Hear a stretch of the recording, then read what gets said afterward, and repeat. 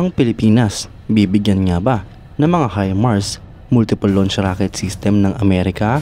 Ito nga po mga idol, ang MLRS o Multiple Launch Rocket System na pinapangarap ng Pilipinas.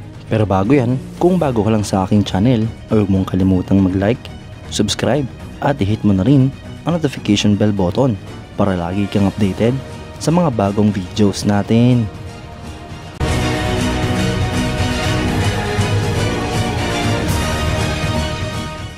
Usap-usapan nga po ngayon mga idol ang military aid na ibibigay ng Amerika sa Pilipinas, lalo pat bago na ang kanilang Pangulo. Alam naman nga po natin na todo suporta ang Estados Unidos sa modernization program ng AFP.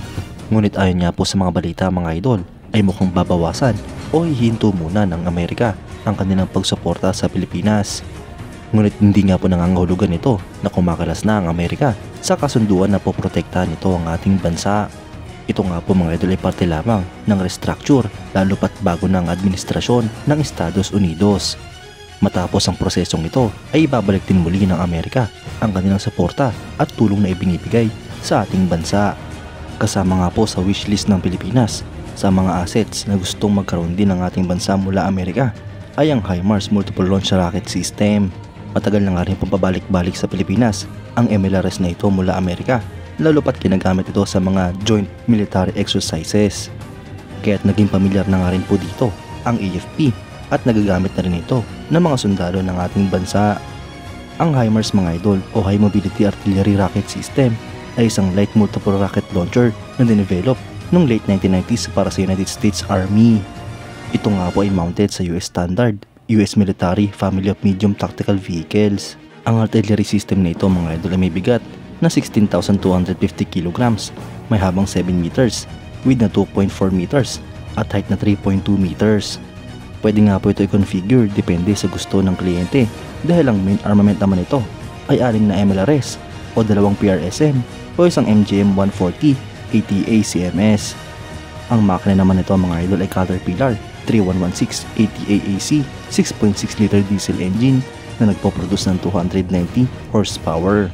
Ito nga po ay may operational range na 480 km at maximum speed na 85 km per hour.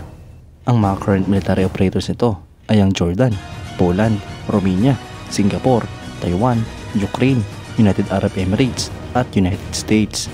Habang future operator naman ang Australia, Croatia, Estonia, Italy, Latvia, Lithuania, Morocco at Norway.